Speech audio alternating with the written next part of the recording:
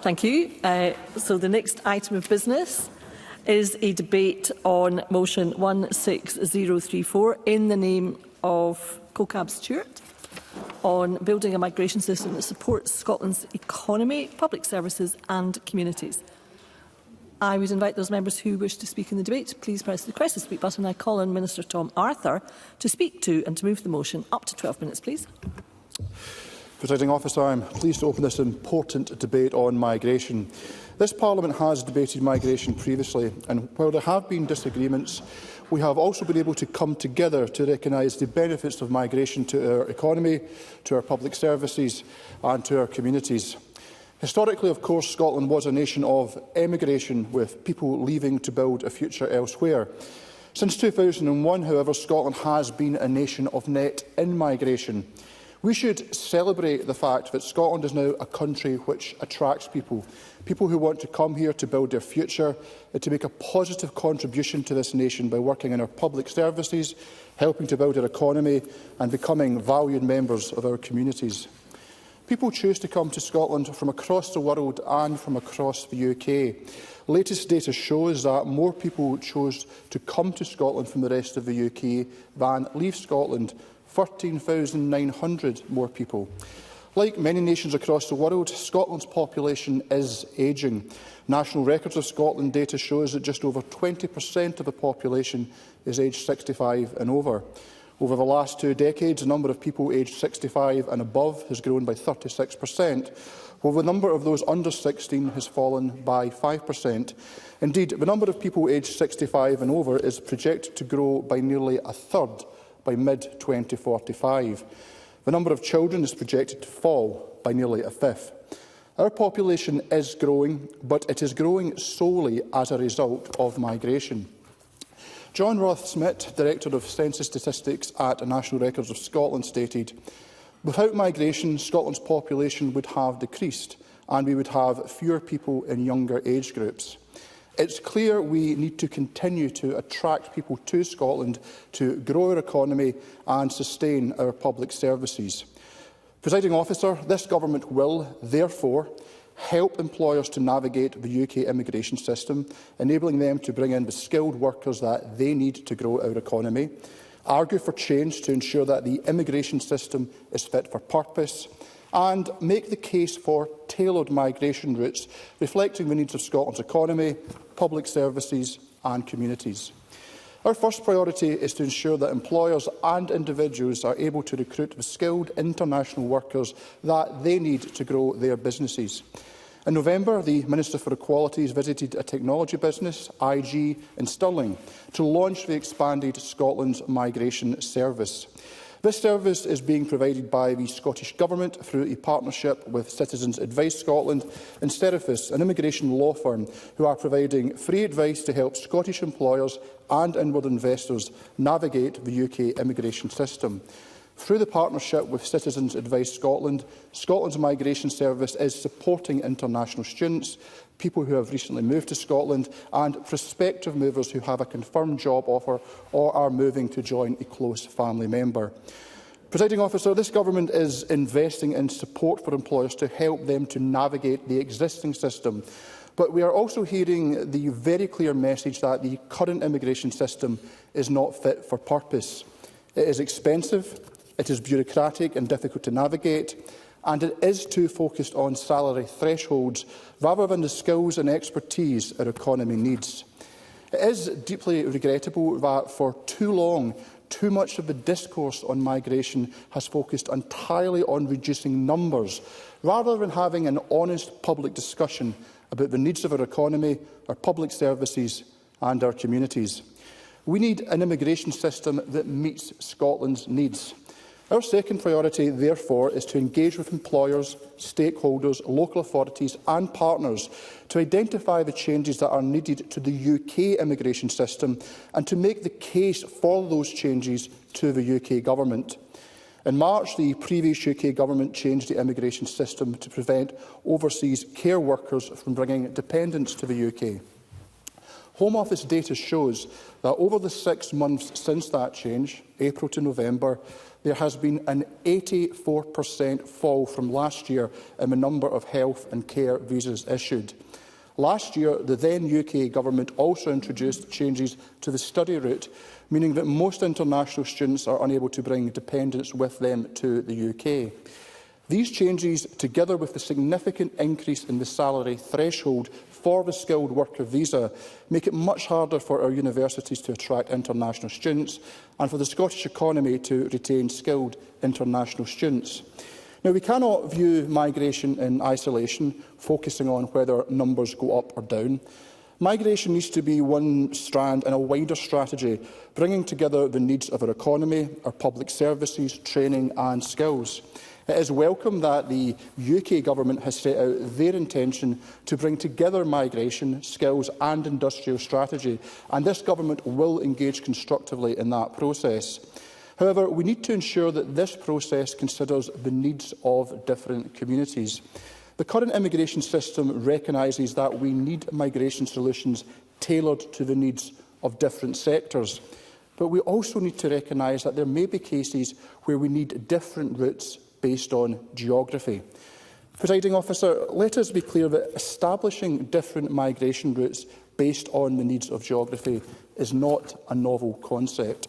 The current UK immigration system is already comprised of a series of different or tailored visa routes. The establishment of the Scottish Parliament was designed to allow distinct solutions to be developed to respond to distinct challenges. One of the first distinct solutions that the then Scottish Government and Scottish Parliament developed was a tailored migration route for Scotland. The Fresh Talent Working in Scotland scheme was launched in June 2005 as part of the wider Fresh Talent initiative, which aimed to encourage people to settle in Scotland. It was a tailored visa route for international students attending Scottish universities, enabling them to stay in Scotland for up to 2 years after completion of their studies. In 2005, the then UK Government recognised that Scotland had distinct demographic needs and supported the establishment of a tailored migration route to address those needs. Our ambition is for the current UK Government to work with us to once again deliver a tailored approach to migration which meets the needs of Scotland. I'm happy to give way to Mr Craig. I thank the Minister for giving way. One of those distinct needs is to get skilled workers into rural areas. What would the Minister say to the fact that the £25 million Key Workers Fund for rural areas has only managed to find 17 homes in 2 years? That's clearly not the kind of action that's required to ensure we get the right skills in the right places, in particularly our rural areas. Minister. Well, as a member will recognise, there is a number of initiatives that are taken, and of course certain schemes will be demand-led.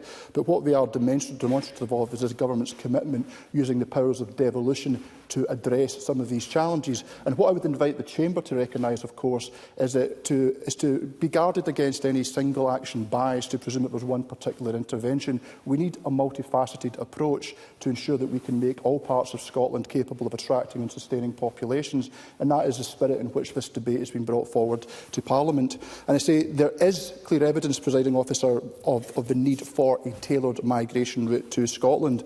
The current immigration system is not meeting the needs of communities across Scotland, particularly in our rural communities. And this is not just the assessment of the Scottish Government, it is also the assessment of the UK Government's Migration Advisory Committee, which accepted that, and I quote, "The current migration system is not very effective in dealing with the particular problems remote communities experience." Now, the solution that was proposed by the Migration Advisory Committee and accepted by the then Home Secretary was for a pilot scheme to facilitate migration to rural areas. We have developed detailed, deliverable proposals for tailored migration routes, for a Scottish visa and for a rural visa pilot. The Migration Advisory Committee reviewed our proposal for a rural visa pilot, which they described as sensible and clear in both scale and deliverability, calling on the UK Government to consider what action would be required to take a pilot from proposal to implementation. There is no reason not to move ahead with that pilot. Presiding Officer, migration to Scotland supports economic growth and the delivery of public services. It helps to address the serious issues of long-term demographic change and enhances and sustains our communities. All all of our future population growth is projected to come from migration, and any reduction in migration, whether from the rest of the UK or internationally, will impact on the size of our working-age population. A UK immigration system which does not meet the needs of Scotland is not fit for purpose. Through the establishment of Scotland's Migration Service, this Government is supporting employers to navigate the immigration system, and we will continue to argue for the changes to the immigration system to meet Scotland's needs. This Parliament has previously supported motions arguing for an immigration system that focuses on the needs of Scotland's economy, public services and communities. This is yet another opportunity for this Parliament to set our priorities and our asks of the UK Government, and I move the motion. Thank you, Minister. I now call on Jeremy Balfour to speak to and to move Amendment 16034.4. Update minutes, please. Thank you, Deputy Presiding Officer. And I move the amendment in my name. The project of devolution is built upon the idea that devolved parliaments can effectively carry out certain functions of government at a more local level. Over the past 25 years of our history, this Parliament has been entrusted with many responsibilities: healthcare, education, transport, social security, to mention a few. But this model only works if the Scottish Government is actually focused on these issues. The system fails when we ignore our core responsibilities and instead spend time on functions that are reserved to Westminster. And this debate is just the latest example of this Government not interested in making devolution work for the people of Scotland. I'll take ladies first, if that's okay, Cabinet Secretary. Cabinet Secretary Gillian Somerville. Very gallant of the member. Can I say, Presiding Officer, I am gravely concerned already by the tone that the member is taking, because, as my colleague Mr Arthur pointed out, this is about how to improve the economy, how to improve our public services, how to actually have surviving and thriving communities. And I'm deeply disappointed that the Conservatives once again don't see the importance of migration in the economy and in our communities and in our public services, all devolved responsibilities. Jeremy Balfour. With respect to the Cabinet Secretary, I think she's probably slightly jumped the gun and maybe just wants to reflect on what I say in the next few minutes. Because instead of focusing on providing high-quality public services, they would rather grandstand on reserved policy areas and deflect attention elsewhere. And the consequences of this are plain to see: a suffering NHS, an ever-growing housing crisis, social care sector on its knees, and the wider third sector looking for life support. Deputy Presiding Officer, should we be surprised that Scotland is struggling to attract migration and migrants? If the SNP are not willing to put in the work to make Scotland an attractive prospect, why should migrants be willing to move here? Scotland is home to 8.4% of the UK population, yet we only receive 6% of net UK migration. Regardless of the SNP's attempts to deflect, the blame for this lies squarely at their feet. Mr McPherson. Ben McPherson. I thank Jeremy Balfour for taking the intervention. Would he, however, acknowledge the facts that inward migration from the rest of the UK has been positive in terms of more coming from the rest of the UK, Scotland, than going to elsewhere in the UK, and the fact that the levels of migration overall to Scotland are pretty similar with those in the north of England? So I'm not sure the argument is really as clear as is being made out from himself. Jeremy Balfour. Well, I don't accept the second point in regard to, if you look at the numbers, they are lower than any other part. It is their failed leadership on countless matters that has brought us to this point, and nonetheless the topic of tax. Jackson Carlo. Just to reflect on Mr McPherson's point about inward migration from the rest of the UK, I don't think we have an age demographic profile of that. Is Mr McPherson able to demonstrate that the inward migration is of working age population who are here to contribute to the economy or not? Because otherwise I think his point is rather less effective than he imagines. Jeremy Balfour. Yeah, I thank Mr Jackson for his intervention. I was going to come to that point in regard to that in a moment, and I'll maybe come back to that if time allows. Because the Scottish Government like to make a big song and dance about their progressive tax policy. But the truth is that medium earners in Scotland pay more tax than their counterparts south of the border. As a Scottish resident of £50,000 will pay an extra £1,527.80 in the next tax year compared to the same job in England. Now, I understand the Deputy First Minister last year was quoted as saying this. I have often heard it said that the negative rhetoric about tax is more off-putting than the tax itself. She clearly believes that if only the opposition parties would say nice things about the SNP policies, we can trick people into moving to Scotland. Well, Presiding Officer, we on these benches would love to say positive things about Scottish tax policy, but unfortunately the SNP insist on raising taxes on hard-working families with nothing to show for it. The Scottish Conservatives believe, I think I've probably taken enough interventions, the Scottish Conservatives believe that they are, by allowing people to keep more of their hard-earned wages, we can both promote the economic growth that Scotland so desperately needs, but also establish ourselves as a top destination for skilled migration, both within the UK and also on the world stage. Because too often people come here not to work, but to retire and to be with family. Presiding Officer, while we fundamentally disagree as a party with high taxes, they would be slightly more acceptable if the standard of public services that we received were high. But unfortunately, after almost 18 years of SNP mismanagement, the people of Scotland are not getting anything like the value for money. Our NHS is being stretched to breaking point. By some estimates, more than 2,000 people died last year in Scotland due to a long wait in A&E. Waiting lists for surgeries remain far too long, and more people having to pay for private care on top of their taxpayer.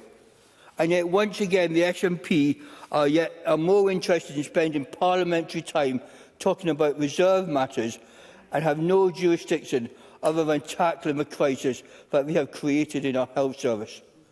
The government makes mention that we need to increase migration to our rural communities in Scotland, but we do not understand that their actions are contributing to the problem. Their failure to follow through on their promises to dual the A9, for instance, have done nothing for small communities to be more connected in the north of Scotland. The failure to provide a high standard of healthcare in rural areas forces residents to travel great distance for routine appointments. Why would anyone want to move there? A report by the Scottish Human Rights Commission found that food and housing do not meet minimum core obligations of the government, while health only partially meets these obligations. These are the factors the Scottish Government should be dealing with, rather than debating what we are today.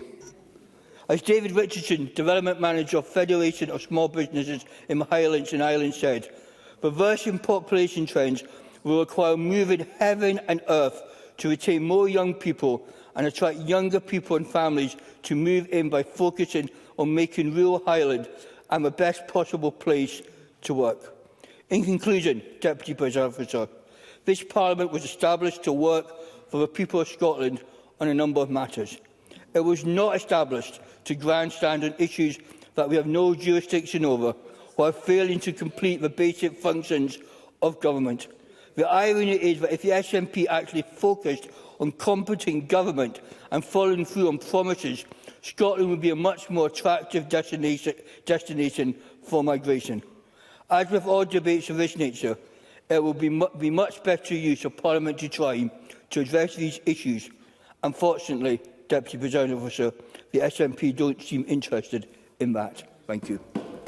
Thank you, Mr Balfour. I now call on Rhoda Grant, who is joining us remotely, to speak to and to move Amendment 16034.3. Ms Grant. Thank you, Presiding Officer. We recognise the valuable contribution made by those who migrate into Scotland. In every walk of life, Scots provide new knowledge and experience. And it's not something that is just unique to Scotland. Indeed, Scots have travelled extensively across the globe making their mark. And that still happens today. We know that a large proportion of those who we train as doctors go abroad seeking better conditions and training opportunities. And this has happened for years, but we have not addressed that loss of talent. Instead, we do the same, attracting doctors, medical staff and carers to move to Scotland to fill our vacancies. And many of them have trained in countries less wealthy than Scotland, and that has a social and financial cost to these countries as well. The Fresh Start initiative launched by Jack McConnell's administration in 204 demonstrated that Scottish Labour are not against inward migration. And the reason for the success of this working in Scotland scheme was it was down to the collaboration between the Scottish and UK governments at that time. By working together rather than separately, policies can be developed to serve Scotland well. And I'm really pleased to hear the Minister has committed to working with the UK government on this afternoon. Turning to workers and graduates, we should be training our own staff and taking steps to ensure we retain them within our own workforce. Workforce planning should never be dependent on inward migration.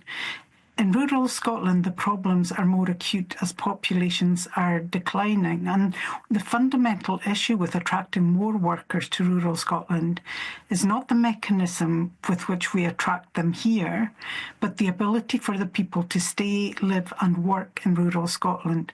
There's a lack of housing, there's poor access to services, and there's very little infrastructure. And that's as a result of Scottish Government policy, and this neglect forces people to leave. Therefore, even if we could attract inward migration, the very issues that force local people out will prevent them from settling.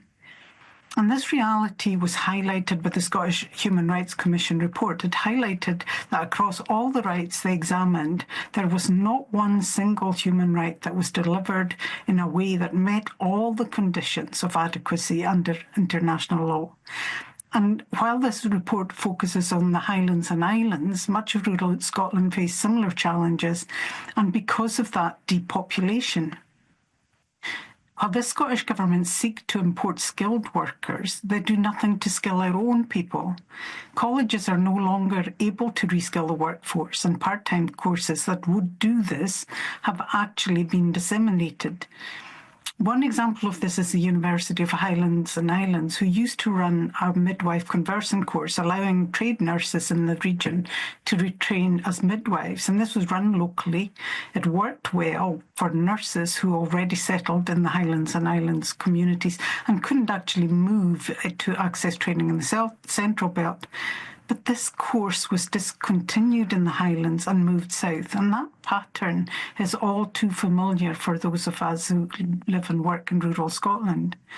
Local education and training is virtually non-existent, and this forces young people to move away to gain skills and qualifications, and that happens at a time in their lives when it's more likely that they put down roots, they meet their life partner.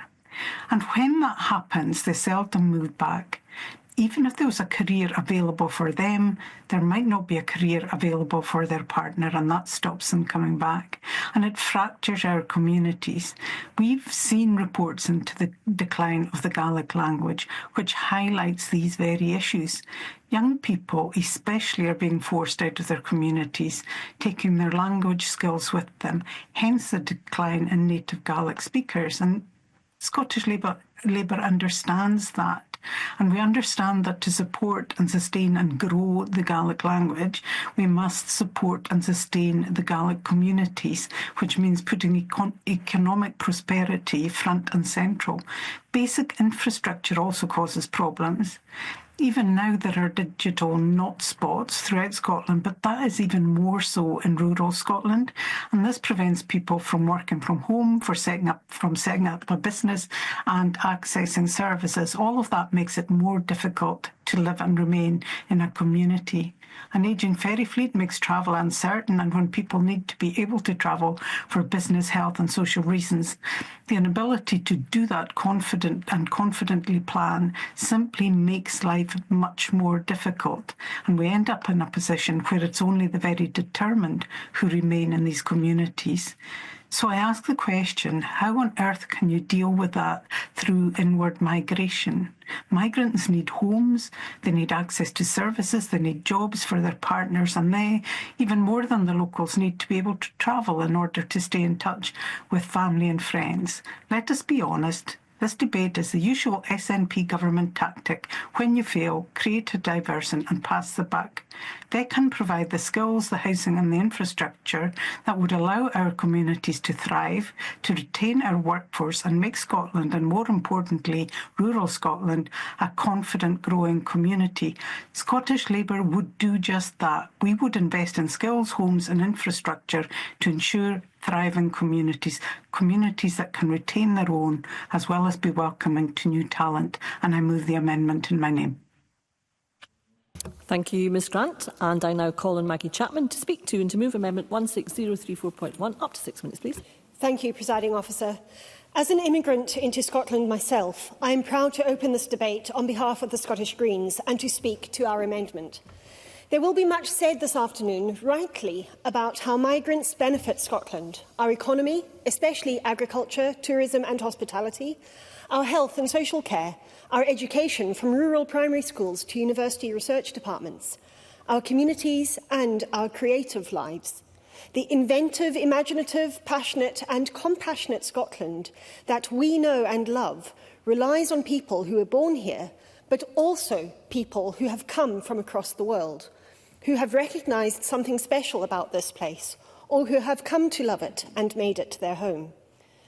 But as well as Scotland's needs and benefits, we should, I believe, consider our responsibilities and how we should act as compassionate human beings. We must ask ourselves what we can and should do to open our borders to those who need a place to call home, whether on a temporary or a permanent basis. I came here as a student from a position of relative privilege. I was fortunate enough to have some choice in where I could pursue my studies. I had support from family to do so. And of course, my skin colour and mother tongue meant I was not obviously an incomer. I will always recognise these facts and remember the warmth of the welcome I received. But increasingly across the world, people are on the move, not out of choice, but because they have to be, forced from their homes by conflict, scarcity, loss and disaster. They come not for adventure and exploration, but for survival, not so much in search of a better life, than in hope, a diminishing hope, perhaps, of a life that is livable at all. We and the governments which represent us have 3 layers of responsibility, I think, when it comes to migration. The first is to abide by international law, and in particular our solemn commitments under the Geneva Convention, to grant asylum to those fleeing persecution. A few years ago, this would scarcely need to be mentioned. I hope with all my heart that we can return to that consensus, that we can undo the terrible damage of the last Westminster government's legislation, that we can dismantle the lies of the far right and replace the rhetoric of hate that has, thanks to Conservative, Reform and even some Labour politicians, become mainstream, with a dialogue of solidarity. Our second responsibility is to acknowledge the particular role of the United Kingdom in creating many of the conditions from which people now flee. That role is historic, but also contemporary, and Scotland cannot evade its share of collective shame. Once again, I implore both governments to recognise what has been done in Palestine and beyond, and that there are no pathways to safety for the children of Gaza. Children are dying, too, of climate injustice, of its brutal blows on homes, on crops, on water sources, on lives and livelihoods. 3 years ago in Glasgow, we remembered that, but nothing has grown better since. More and more people are being displaced by the climate crisis, and the fault is not their own. There is an opportunity now for the Scottish and UK governments to work together and with others to build robust and fair responses, not only in mitigation and adaptation measures, but in compassionate and welcoming approaches. And finally, our governments must show decency, humanity and justice to all who come here from elsewhere. Human rights are for all humans, not only those with citizenship or those with deep pockets. The cruel and vindictive condition of no recourse to public funds has been a disastrous experiment. It leaves people, and especially children... Yes, I will. Alex Cole-Hamilton. I'm very grateful indeed for Maggie Chapman giving way. I think her amendment is very well pitched, as are her remarks about the conditions that are placed on asylum seekers, people seeking safe harbour in our country. Does she agree with the Liberal Democrats that one condition that we could change is allowing, in particular, asylum seekers who've been here waiting for more than 3 months to begin working? Many would do so with great enthusiasm and seek to repay the generosity they have been shown. Maggie Chapman. I thank Alex Cole-Hamilton for that intervention. And yes, absolutely, I think there are several parties in this chamber that have been begging the UK government to reconsider that policy. It's cruel, it's vindictive, and it has no place. Like the no recourse to public funds policy I'm speaking of, it has no place in a compassionate society. Because NRPF, that no recourse to public funds, leaves people, and especially children, destitute and desperate. It encourages exploitation and abuse, and it doesn't even succeed in its purported aim to save public money. No government that cares about reducing child poverty, violence against women, child exploitation or organised crime can justify the continuation of this scandalous measure. For a government led by a former human rights lawyer, the position is utterly untenable. I'm therefore asking the Scottish Government to make urgent representations to its Westminster counterparts and imploring Labour members in this chamber to use whatever influence they have to make this vital change happen. Towards the end of last year, we shared in a Scottish Greens debate about bus travel for people seeking asylum. I was encouraged by the substantial consensus which supported our position and by the thoughtful and compassionate contributions by many members. But I was bitterly disappointed by the shameful response of some who sought to pretend that the needs and rights of people seeking asylum are somehow in opposition to those of elderly people facing the bleakness of winter. It is not true. In a world of deepening conflict and climate chaos, vulnerable and marginalised people stand in the same storm. We must cling to one another to survive, scan the horizon with wisdom, and welcome our neighbours, new and old. In conclusion, therefore, Presiding Officer, I move the amendment in my name. We must not see migrants either as cogs in the economic machine or as burdens on the public purse. Rather, we should strive together to ensure that all people in Scotland, regardless of their place of birth, have all of their rights fulfilled. Because human rights do not stop at our borders or on our beaches. Thank you. Thank you, Ms Chapman. And I now call on Alex Cole-Hamilton to open on behalf of the Scottish Liberal Democrats. Up to 6 minutes, please. I'm very glad to indeed, Presiding Officer. Presiding Officer, thank you very much, and I'm grateful to the Minister for bringing this debate. I begin with a reflection on my own interests, as Maggie Chapman has done. I am a proud product of immigration, not from Africa as she is, but from the Pacific Northwest in Canada. I'm grateful very much for the life that my mother has made in this country, and I know she is still grateful of the welcome she has been given, because Liberal Democrats believe fundamentally that immigration makes our country stronger and it makes it more prosperous. And rather than demonising those who want to come here, we need to be encouraging immigration to Scotland. In fact, we need targeted measures to make that a reality, not only because of the positive contribution that they make, but because of all our demographic projections, and we've heard some of this in this afternoon's debate already, suggest that Scotland's population is in fundamental decline. Indeed, we will see more deaths and births every year for the next 25 years. And, Presiding Officer, by 2041, there are projected to be as many as 10,000 more. That is astonishing. Population growth, therefore, is essential because it underpins future economic growth and the sustainability of our public services. Immigration is essential for maintaining that growth, but also essential for the sustainability of those services. We will need people to move here, to plug the gaps in the Scottish workforce and to contribute to the tax base. Indeed, research consistently shows that those who come here for economic reasons pay more in tax than they receive in benefits, and by a country mile.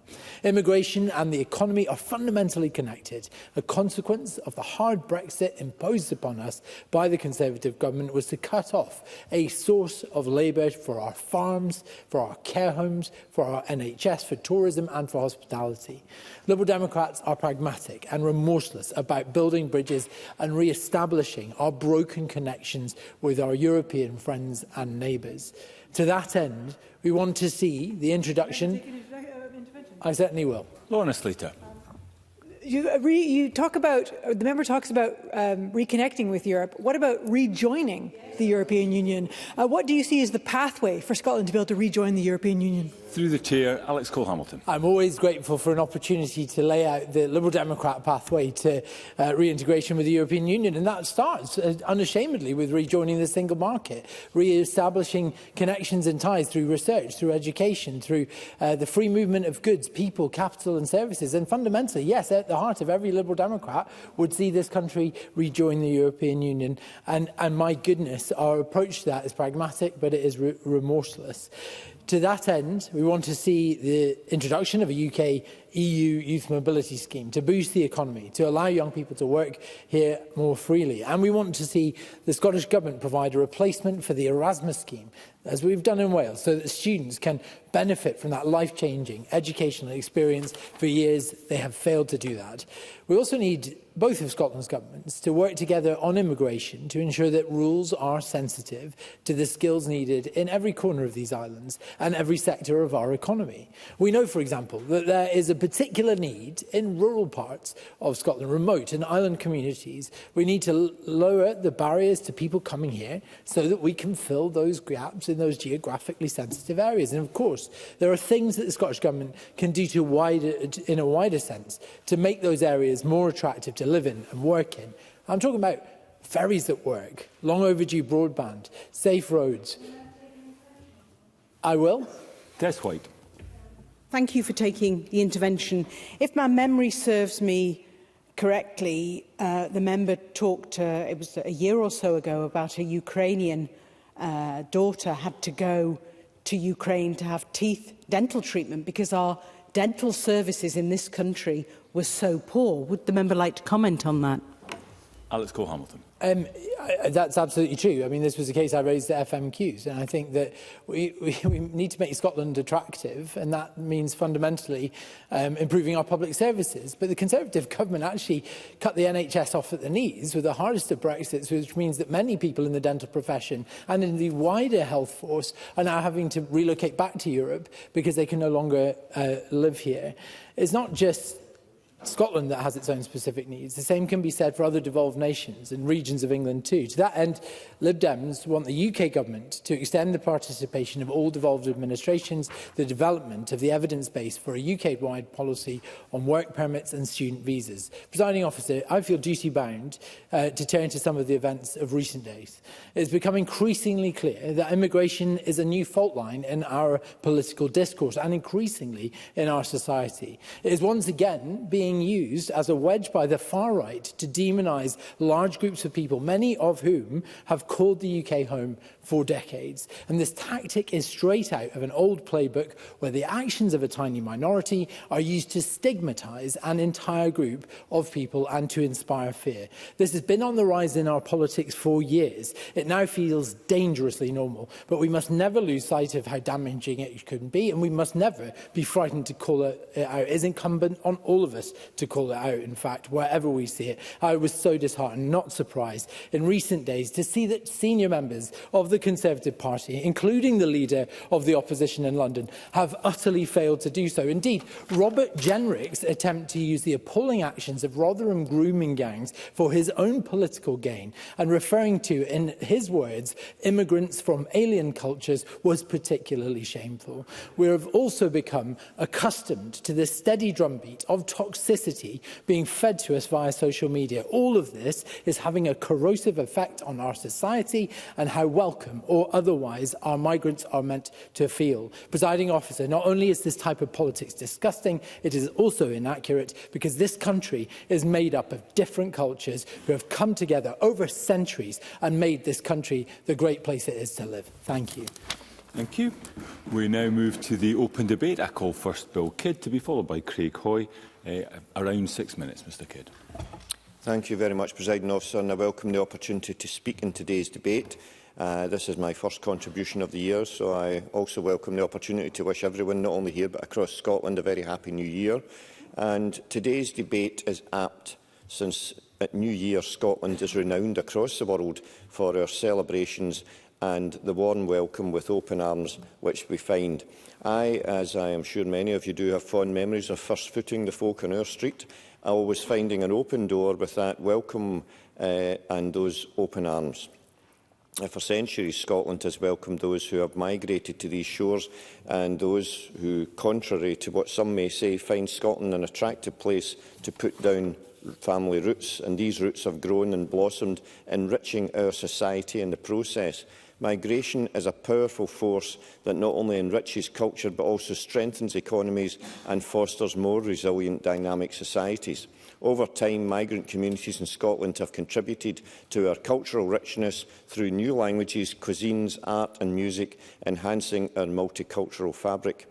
Additionally, migration plays a crucial role in addressing Scotland's ageing population by injecting a younger workforce that supports essential services such as healthcare and social care, critical components for sustaining a thriving society. Historically speaking, people have been arriving in Scotland for over 12,000 years, including much more recently towards the end of the 19th century, many Irish and Italian migrants who came to Scotland escaping dire poverty and famine in the countries of origin at the time, bringing, amongst other things, Guinness and legendary ice cream parlours such as Luca's in Edinburgh and Nardini's in Largs, and world-renowned musicians such as Lewis Capaldi and Paolo Nutini, who are Scottish through and through. Communities from across the world continue to come to Scotland and make it their home. After Indian independence in 1947, many South Asians came to the UK, with a large number settling in Scotland and working in the time at the mills in Dundee and on the buses and trains in Glasgow. People such as the late Bashir Ahmed, who I am sure we all remember fondly, and who in 1995 founded Scots Asians for Independence and went on to sit in this Parliament, becoming the first non-white and first Muslim MSP. Saying at the time, it isn't important where you come from, what matters is where we are going together as a nation. Words I echo here today. In his time here, Bashir led the bill to make forced marriage a criminal offence in Scotland and participated in the humanitarian campaign for Scottish hospitals to treat the most serious casualties of Israel's attacks in the Gaza Strip. How history, sadly, repeats itself. Most recently, we have seen an increase of people fleeing persecution and wars, such as in Ukraine, and we've welcomed them here with understanding and compassion. And Scots have proudly stood up for their rights in the face of an immigration system that has, sadly, all too often let them down. We all remember the 7 young women from Glasgow who, while attending Drumchapel High School in my constituency, formed the Glasgow Girls in response to the Home Office detention of one of their friends, becoming unlikely heroes in the fight for justice and equality for asylum seekers, and going on to win the Scottish Campaign of the Year award in 2005 at the annual Scottish Politician of the Year ceremony.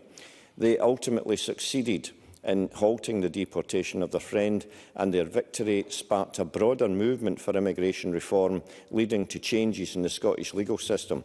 Their story shows us that sometimes the system needs changed, and then sometimes we can actually change it.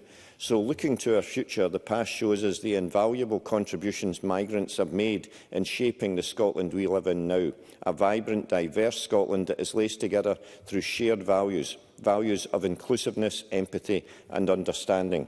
It also shows us the present need for change. Scotland needs the opportunity to develop not only a migration system that reflects these values, but one that reflects the needs and challenges specific to ensuring that we can continue to flourish all together. Today we can come together to ensure this happens, and I would urge members to do just this and support today's motion to build a migration system that supports Scotland's economy, public services and communities. Thank you. Thank you.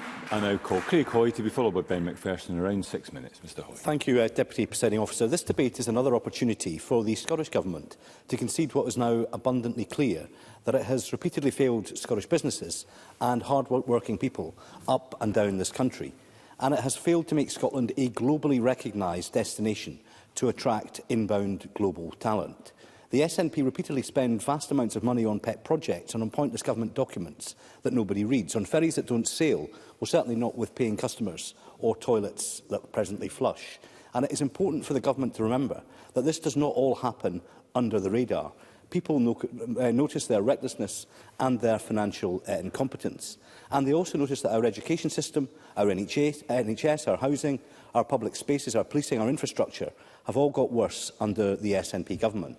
And they notice that the economy lacks dynamism and that the country doesn't feel like it's on the up, because one of the few things on the up in this country presently is tax. It's a bitter pill to swallow for those who presently live here, and it's a different combination to sell to those who might choose to live and work here.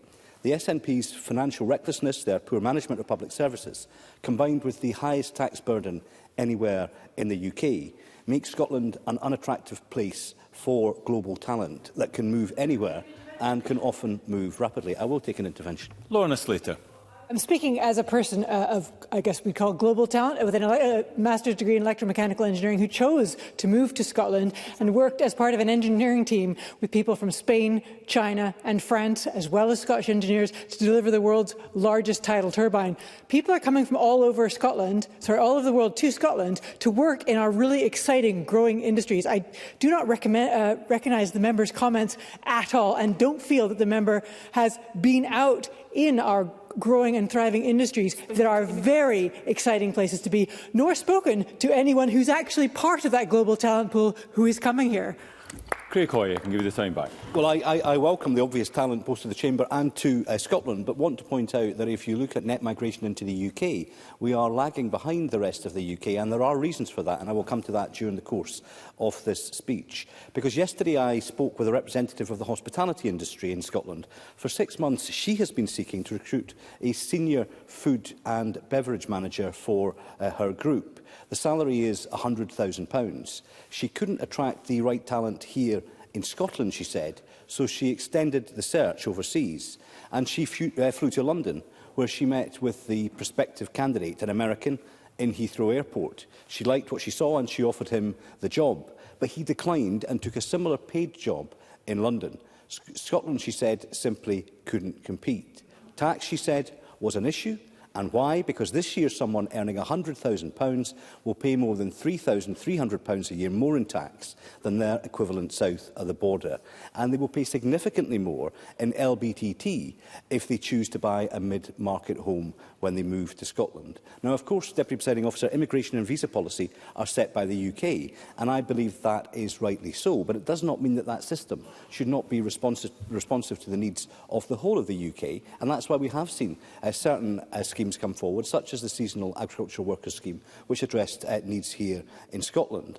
But the point that the Scottish Government must learn to understand is that for Scotland to thrive, it requires talented, hard-working migrants that want to come, live and work in Scotland. And I think this is something that the Green and Public Policy in Scotland is presently working against. Because for the record, as I said earlier, we have record net migration into the UK, and yes, more people are coming to Scotland, but not at the same levels in percentage terms. And data also shows, as Jackson Carlaw identified, that those on the highest incomes are simply not coming in these same numbers. And in many respects, those who are moving here are often retired or are working part-time looking towards a retirement.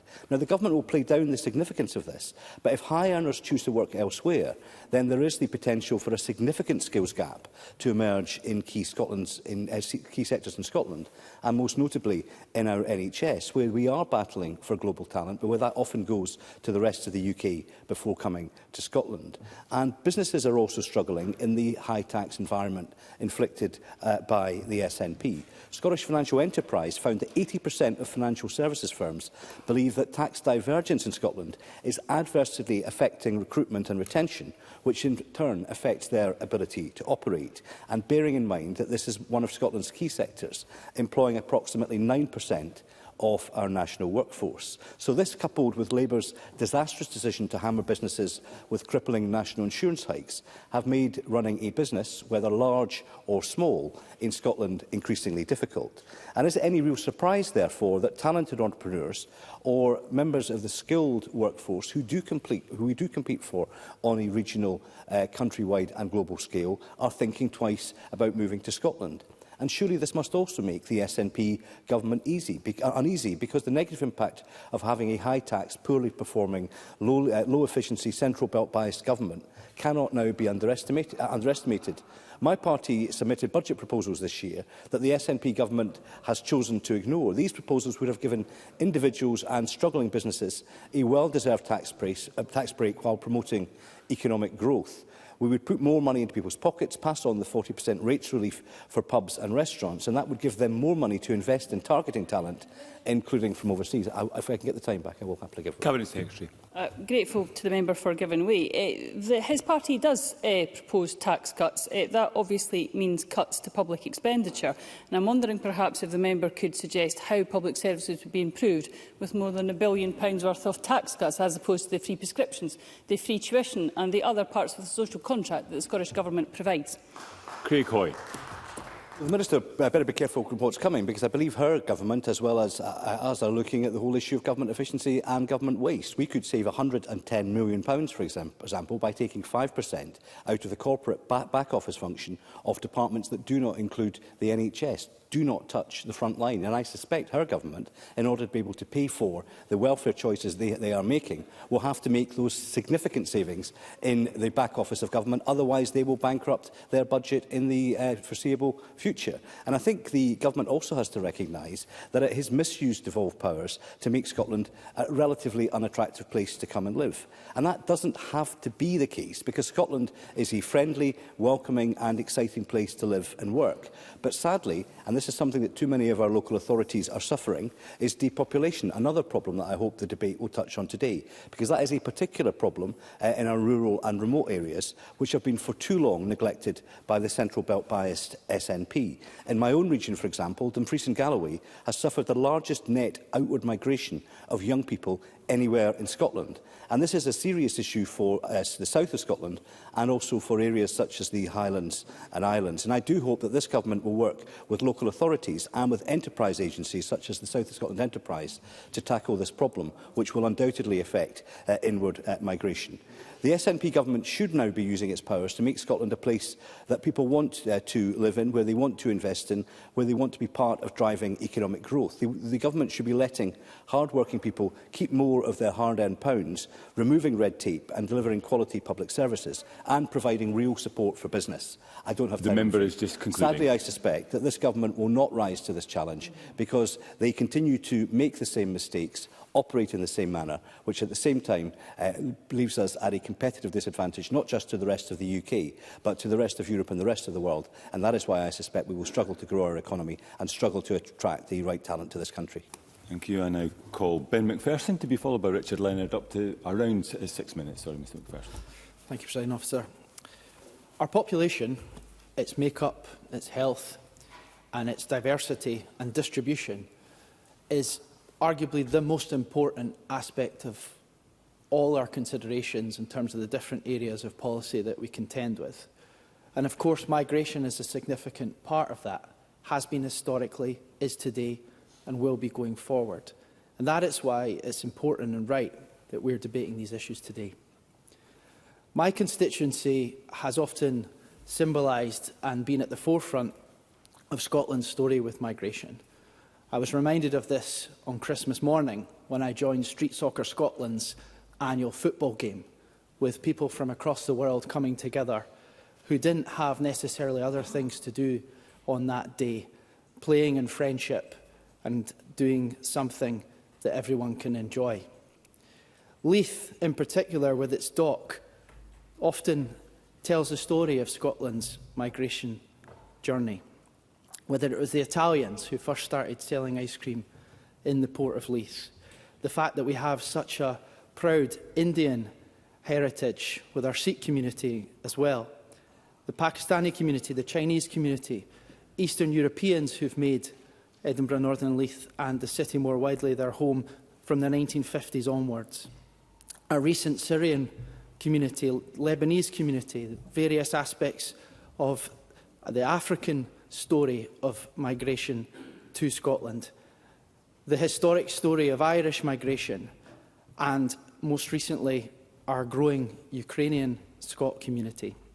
All these new Scots, as well as people who've come from the rest of the UK, like my mother who worked for 30 years, over 30 years in our NHS, this is the makeup of our society. And whether it's in Edinburgh, Northern and Leith or across Scotland more widely, the story of migration is enriching, not just in our culture, in our inclusive Scottish identity, which I'll say more about that in a minute, but factually, migration makes a positive contribution and has done to our economy and to our public services. Now, Scotland is not perfect by any means. Racism exists. The challenges we have of sectarianism go back to the challenges of migration in decades and centuries past. But generally in Scotland, while again not perfect, I'm not saying that in any way, inclusion has been reasonably successful. What BEMIS Scotland call our intangible cultural heritage, our inclusive identity. New Scots become proud Scots very quickly. We have not just multiculturalism, but interculturalism.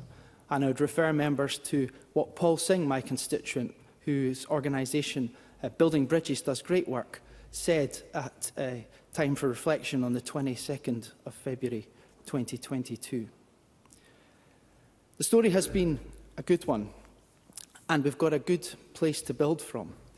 Because as has been said by the front benches and many, our demographic challenge is real. I don't think that migration is the panacea to our demographic challenge, and I don't think anyone has argued that today. But migration is absolutely part of how we respond to it, not just here in Scotland, but actually in most Western economies and democracies. The need to attract more people and to be able to bring more people here is an essential part of how we orchestrate our public policy going forward. And actually, I think it's been good to hear the different perspectives from around the chamber on how we do that, from all parties. So I'm interested in solutions about how we move forward, and I would refer colleagues to the fact, as is in the government motion, that Parliament has previously endorsed calling for the development of differentiated, more flexible migration policy tailored to Scotland's specific needs, and particularly the 2020 paper, Migration Helping Scotland Prosper. That was the culmination of a lot of work that was done, cross-party, cross-sector, to put forward solutions that could be achieved with creativity and with a new constitutional position on immigration policy. It could maintain aspects like, for example, border control as reserved issues, but it would enable this Parliament to take responsibility and to be able to show innovation on how we attract more people to Scotland.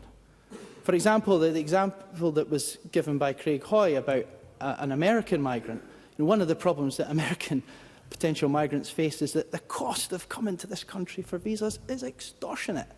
If Scotland could do that differently, would that not make an impact? These are practical, creative solutions that we could come up with if we had the flexibility. And what we have to our advantage now, because of the 2016 constitutional changes in that Scotland Act, is we have a tax code. We have a way of building a more tailored migration system around something that's already in place. Canada and Australia have much more decentralised immigration systems.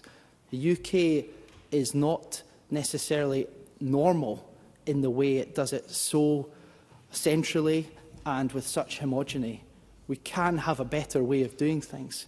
And I'm glad that there is some more engagement constructively between the UK government, with the UK government, and an openness from the UK government to thinking about these issues. Because whether it was Adam Tompkins in the last Parliament or Labour MSPs, there has been good constructive discussion across political parties of how we could do this better in Scotland with tailored solutions and devolved power.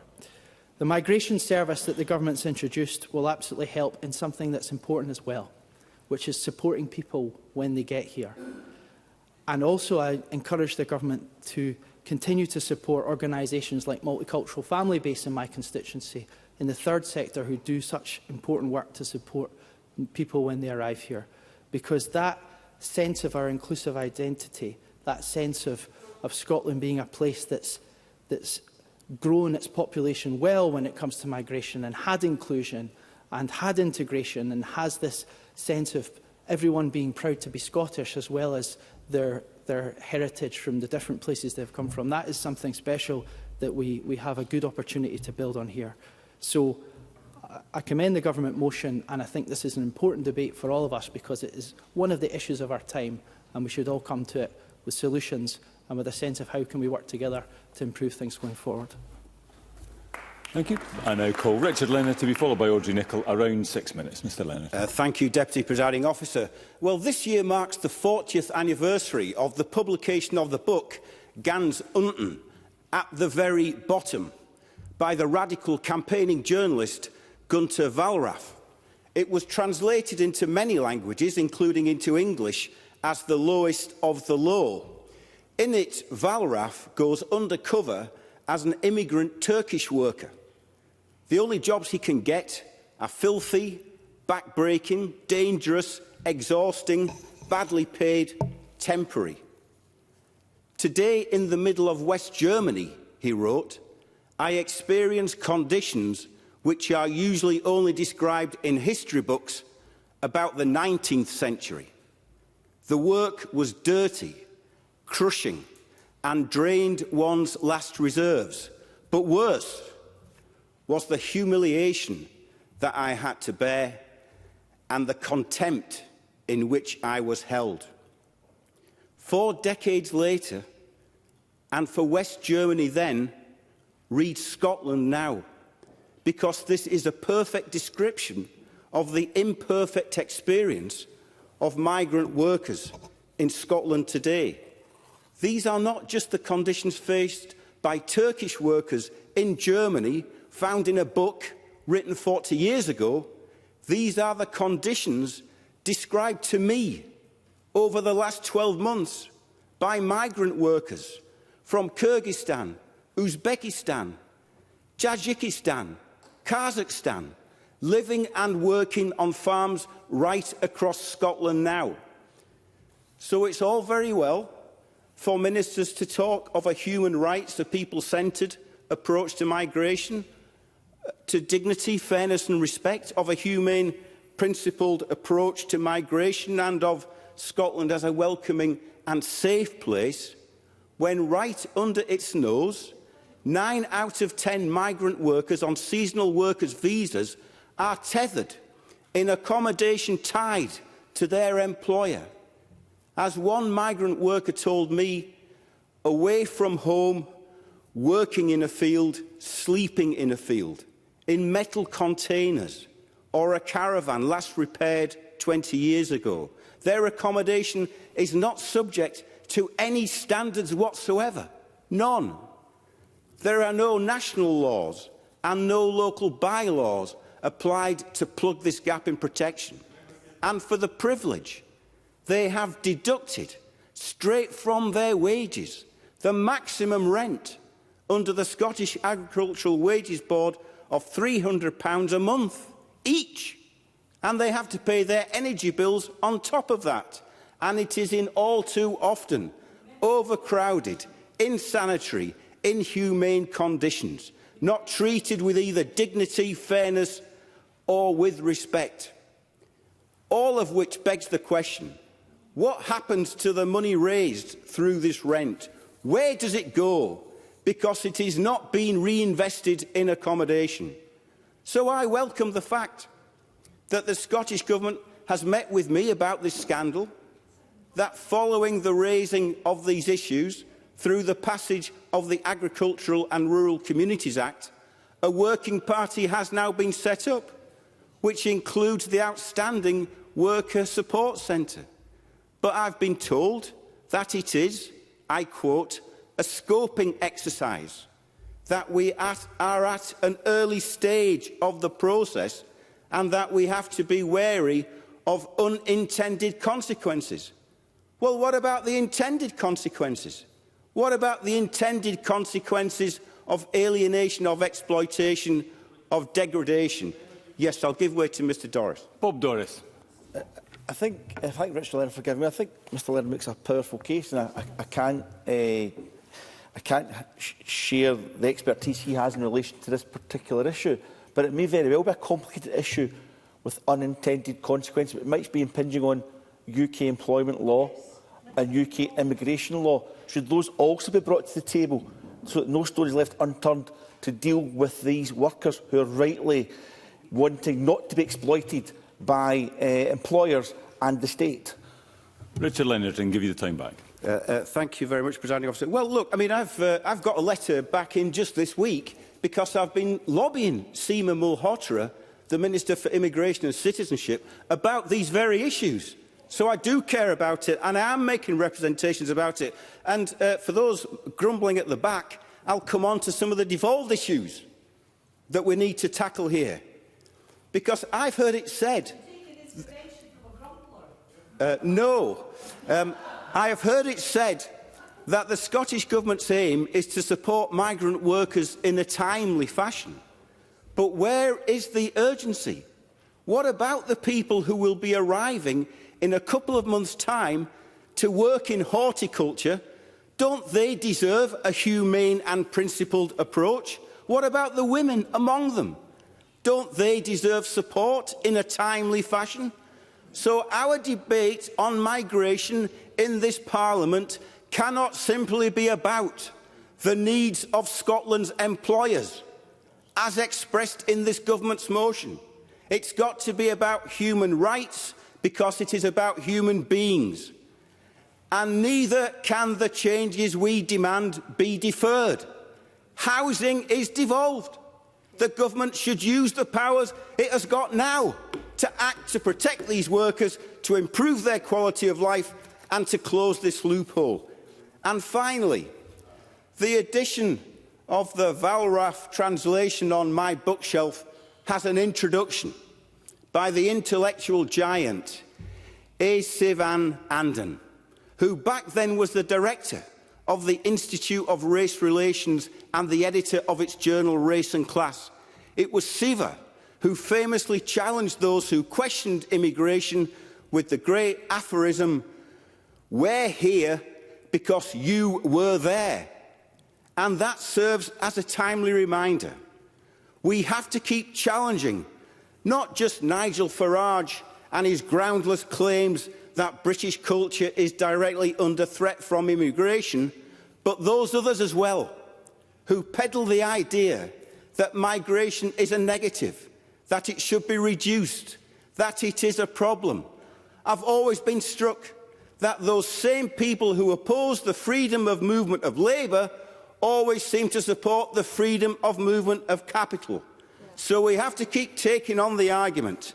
And that means defending, resisting, speaking out and standing up for the rights of migrant workers on our farms, in our service economy, in the factories and across our public services. And that's what I will continue to do. That's what this Parliament must do. That is the test, that is the measure of the kind of society we are, whether we are hostile or welcoming, racist or anti-racist, striving for equality, for social justice, or callously turning our back. That is the choice before us, and I know which side of that choice I am on. Thank you. I now call Audrey Nicholl to be followed by Jackson Carlo. Around 6 minutes. Ms Nicholl. Thank you very much, Presiding Officer, and how to follow Mr Leonard. Some years ago now, the languages tree in my son's primary school had 46 leaves representing the 46 languages spoken in his school and representing the mix of nationalities settled in the North East. Children learning about each other's cultures, traditions and values, and living in families working in the energy industry, health services, education and business, making a significant contribution to the local economy, their communities and the social and cultural ecosystems in the North East. Scotland is a welcoming nation, embracing those coming to live, study and work, and those fleeing persecution and conflict. A far cry from the unwelcoming previous UK government's approach to reducing migration through its immigration and asylum systems.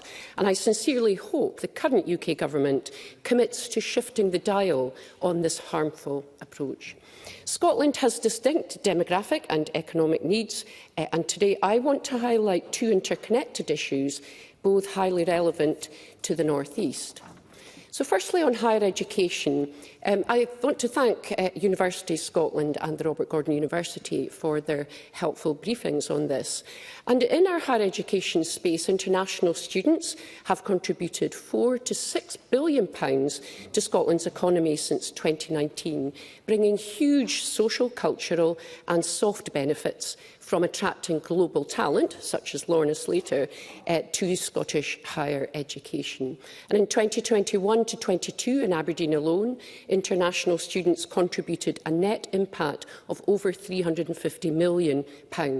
However, numbers have recently fallen dramatically due to the previous UK government's decision to end dependence visas. And in the year 23 to 24, Robert Gordon University in my constituency saw international on-campus postgraduate student enrolment decline by 34% year on year, and applications from female students declined by a staggering 57%, clearly disproportionately affected by this decision.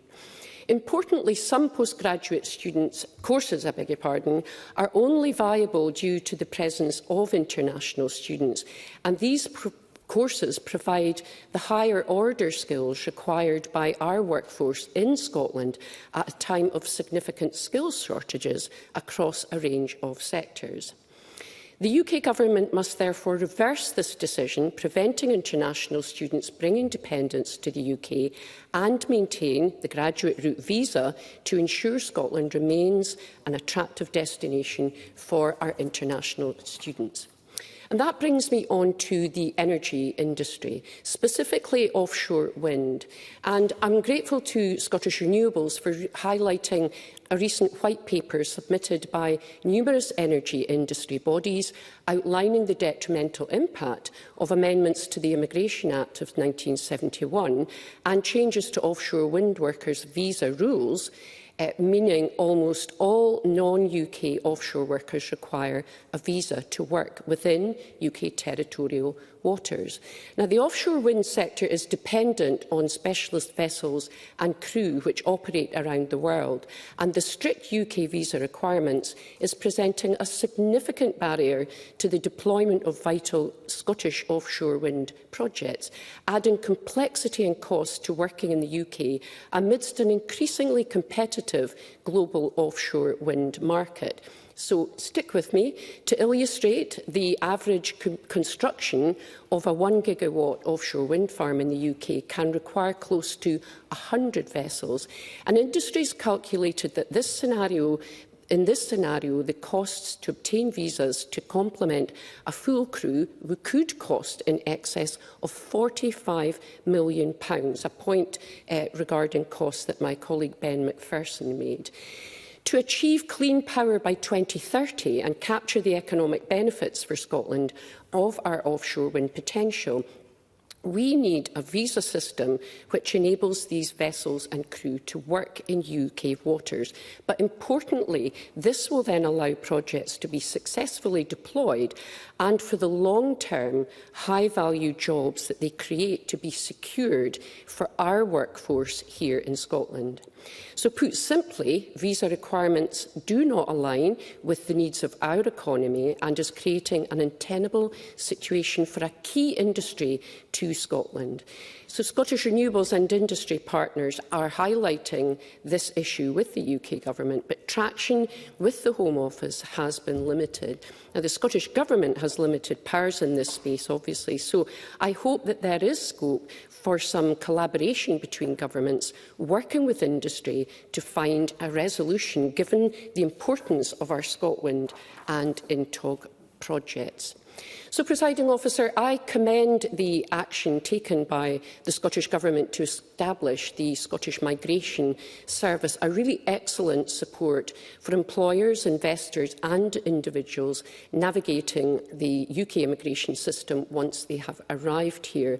However, given the challenges being faced by Scotland's higher education and energy industries, to name but two, and others that have been referenced by colleagues this afternoon, I fully support the Scottish Government's calls for a differentiated, more flexible migration policy that's tailored to meet Scotland's specific needs, including a policy that derives from a geographical context. So I urge members to support the Government motion this afternoon. Thank you.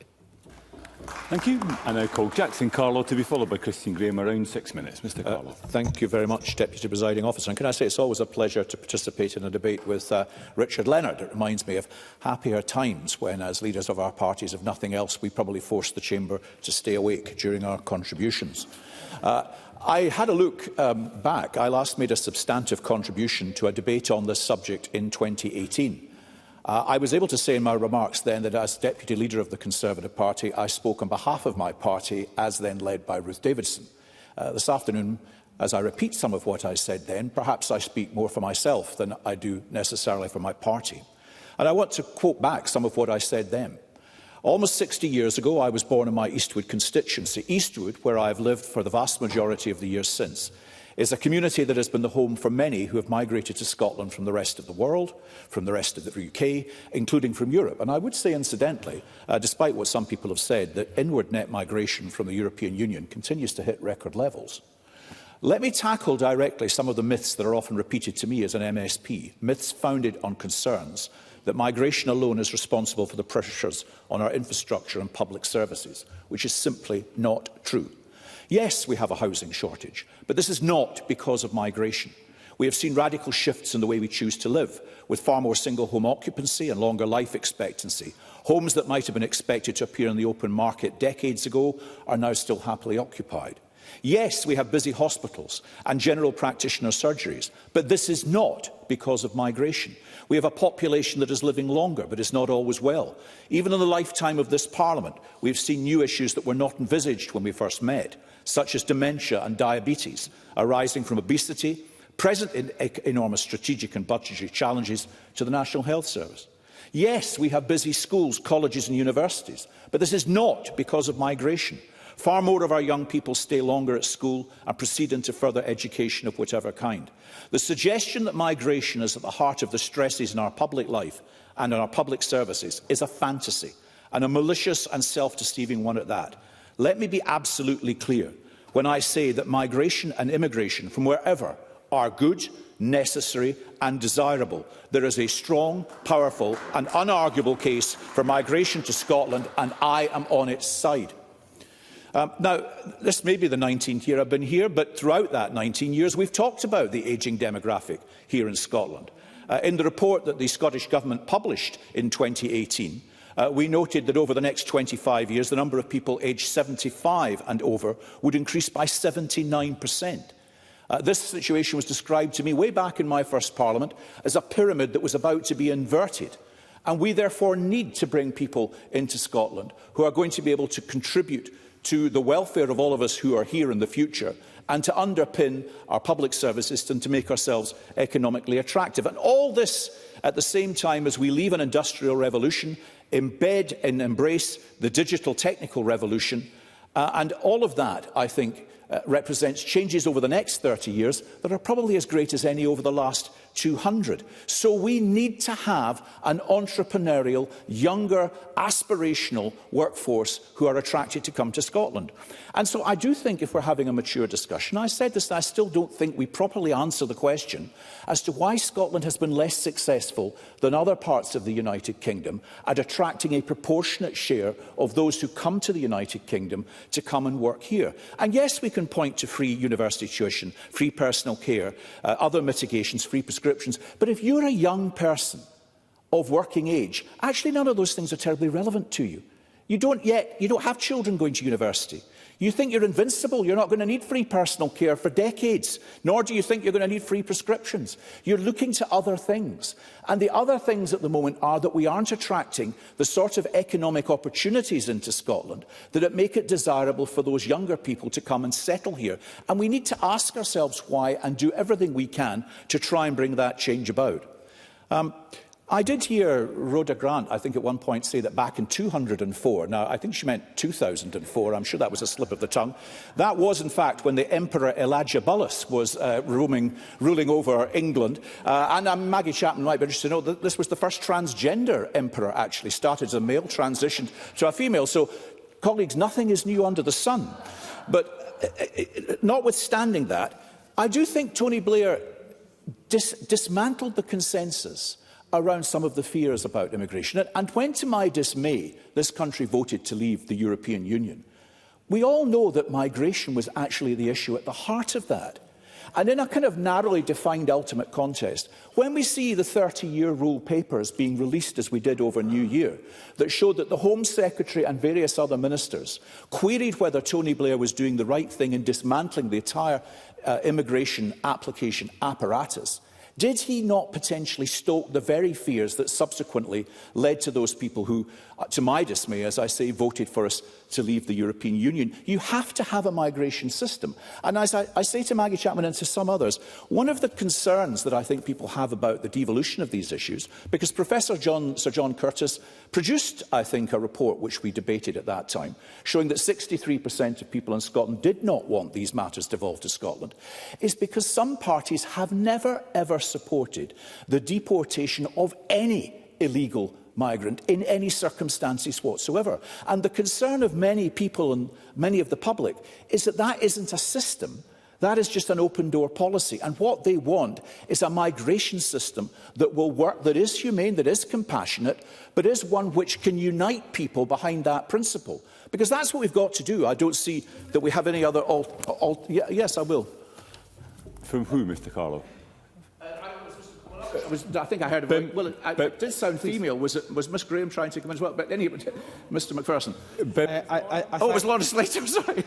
I thank Jackson Carlow for taking the intervention, and I agree with the points that he's made. And I think that the devolution of migration policy would also give us the opportunity to take further responsibility in terms of the seriousness of all aspects of migration policy, and that could also help us. Jackson Carlow. Just finally, may I say, that's the bit I'm not yet persuaded about, but I could be. And I heard Mr Arthur talk about the carefully defined scheme that he has been progressing in relation to this. And I'm sorry, I don't have the detail of it. Is the detail of that scheme in the public domain in the way that he articulated when he said that the Home Office had a very, very detailed proposition? I'd be glad to receive it. And if it can be forwarded, I think that would be helpful. Because there is clearly an opportunity, particularly with digital technology and the opportunities that come from that digital technology, to perhaps overcome the fear of some that if you bring people into Scotland, they'd be on the first train back down to London. And if we can overcome that, perhaps there is a case, perhaps there is an opportunity in the future. But what the Scottish Government also have to do is address those points I started out with. We have to have the infrastructure investments which actually mean that Scotland is able to attract people into Scotland with sound public services to which they can come and support. Thank you. Thank you. And I call the final speaker in the open debate, Christine Graham, again, around 6 minutes. Ms. Graham. Thank you very much, Deputy Presiding Officer. Both Labour and the Tory governments have made the word migration, or perhaps more accurately migrant, something of a dirty word, a headline-grabbing problem, a blight on the UK, and I immediately dissociate Jackson Carlow from these remarks in a very interesting and thoughtful speech. But focusing on stopping the boats, these fragile dinghies packed with desperate people, mainly the young, in hardship, traversing continents, paying vast sums, with the real risk of drowning at sea, all for a chance of a better future, is not appropriate. In fact, the vast majority of migrants are here legally. Targeting the boats distorts the debate, but is a very easy target. Yes, we need to regulate migration, but it must be just, humane, compassionate, balanced and tempered to the requirements of that country.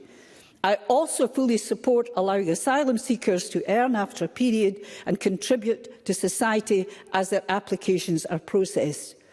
What is apparent is that the current revised UK immigration system does not fit the needs of Scotland, and that Brexit and an increasing proportion of older people, I declare interest here, I'm part of that demographic, all combined have exacerbated problems of workforce availability, particularly in areas such as health, social care, hospitality and some parts of the rural economy. Indeed, recent news reports about issues of ageing population in the Western Isles and Orkney testify to that. In rural areas, younger people tend to migrate to urban areas, while older people stay put, and indeed the demographic balance changes even more as others seek to retire to rural locations such as the borders, which I understand. In 2023, non-EU nationals accounted for 91% of work-related migration to the UK, in the main countries being India and Nigeria. Contrast that with migration from the EU, which has been negative since COVID, and with Brexit, pursued by Boris Johnson, notwithstanding the pandemic, as at June 2024, EU net migration is down by 95,000. The year before, only 5% of visas were issued to EU nationals, and new enrolment of EU students fell by 53%, with, as we know, a substantial impact on the funding of further education institutions. But you don't need statistics. We know there are shortages in health, social care, hospitality and some rural areas, all directly as a result of Brexit.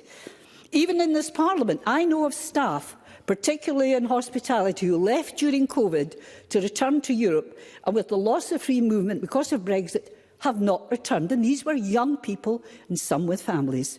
So there are particular difficulties for the Scottish economy as a direct consequence of UK migration policies and Brexit, which of course we oppose 62% from Shetland to the Scottish borders without exception. I'll focus on health and social care. In Scottish 2022 census recorded over 1 million people aged 65 and over, more than 250,000 higher than the number of people under 15. By mid-2045, the number of people aged 65 and over is projected to grow by nearly a third, to 25.4% of the population, while the number of children is projected to fall to 13.3%. This matters because, as a result, Scotland's dependency ratio is projected to increase from 60 per 100 to 68 per 100 by 2033. We need young people, families, and migration provides that. This is obvious in rural areas, which I've referred to, where 21% of the population is over 60, compared to 17% across the whole country. So we need our own tailored migration system to help grow our economy in key sectors like tourism and agriculture, but not to exploit people, Richard Lockhead. If you take my intervention, I was going to ask you if you agree to employment legislation being devolved to this Parliament. No, you want to stick with the Union and all the problems it has. Through the Chair. Mr Leonard wishes to stick to the Union and his soapbox no matter what. We could also once again have international students with opportunities for them to live and work here after studying. With independence and returning as a member state of the EU, new visas would be introduced to support people to live and work here, to include a Live in Scotland visa, allow people to live and work here without employer sponsorship if they meet certain criteria, a Scottish Connections visa, giving certain people immediate rights to live and work here if they have been in residence for 5 years and other criteria. A Work in Scotland visa. This would be a visa through employer sponsorship, with simplified rules to allow more employers to recruit from abroad. A family visa, which would remove the current minimum income requirement currently in place for UK family visa, making it easier for families to choose Scotland as a place to live, while also helping to reunite families who have been separated. All in all, with what lies ahead, it's not good for our public services and our economy unless we have control of these. Migration is natural. It's in our DNA and broadly a good thing. And we Scots should know this. The Scottish diaspora worldwide has been estimated between 28 to 40 million. 2 years ago, one of my sons and his family became migrants themselves, moving to a welcoming Canada. Another family lost to Scotland. Time for us here to do the same. Let's regulate migration to Scotland. Let's bring employment law here and welcome families and young people who will contribute so much to our economy and to our services. Thank you. Thank you. We now move to the closing speeches. I call first Lorna Slater, up to 6 minutes, please. Thank you, Presiding Officer.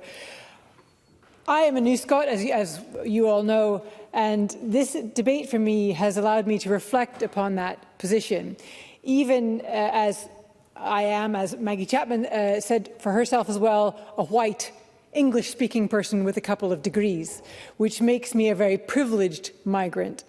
I have found Scotland not only an exciting place to live with massive opportunities in both of my chosen fields, in engineering and in politics, but one with an exciting future. It's one of the reasons why I personally support independence for Scotland, because the idea of creating something new, of creating constitutional change and reimagining the kind of country you want to live in is an exciting one. As I spoke about earlier during one of my interventions, when I worked at Orbital Marine Power, where we did build the world's largest floating tidal turbine, most of the actual build happened in 2020. I don't really recommend doing that during a pandemic, but you can do it. It was myself, colleagues from Spain, France and China, all of whom had moved to Scotland, along with Scottish engineers who were doing the design, build, integration and commissioning of this system. I illustrate this to show that we do attract people to Scotland in these exciting industries, but I think we all know, and from the debate today, that we need to attract more, that we need more labour in these industries, and that's both through encouraging young Scottish people to take up the skills, mathematics, engineering, physics and so on that we need in these growing and exciting fields, but to allow more people to come here. Toward the end of that build, we had to get that turbine back into Scotland urgently. And it was December 12th when we loaded that onto a crane, because the Brexit curtain was coming down on December 30th, and I had to get that machine back into the UK before that, or we didn't know how we would be able to move it across the border from that point. So we ended up bringing the turbine into the country unfinished, and we finished it up here. That Brexit curtain, as it came down, not only harmed our ability to finish that turbine in an efficient way, but it harmed labour markets, particularly in industries like hospitality and agriculture, those businesses suffered so acutely and are still suffering and are still reporting shortage of workers, and our rural businesses who depended on them. That was a massive damage to our economy, because one of the brilliant things about Brexit was it allowed that free movement of people. It allowed people to take up opportunities where they could from across the EU. We are now in a period of relatively high employment, and we still have sectors that need to grow, that need labour. We need people, particularly in things like renewable energy and in construction. I know everyone in this chamber is familiar with Scotland's housing emergencies. But I am encouraged by the Chamber consensus across the entire room that migration into Scotland is desirable. And that is so nice to hear when across the world we are hearing that migration is undesirable. So that is a nice change and is part of why I am proud to make Scotland my home. I will go through the contributions of many of the members today, but just to follow up on that point about Scotland being different than elsewhere. This debate here has felt so different from conversations elsewhere, from England, where the hostile environment was a stated government policy.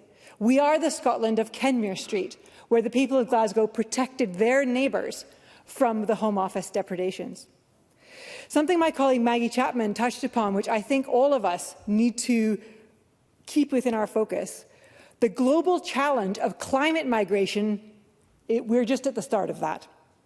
It's going to be, pardon the pun, the hot topic of the next 100 years, as more and more parts of planet Earth become uninhabitable to humanity, as sea levels rise, coastal cities become flooded, as crops fail, as parts of the world become simply too hot for humans to safely live in.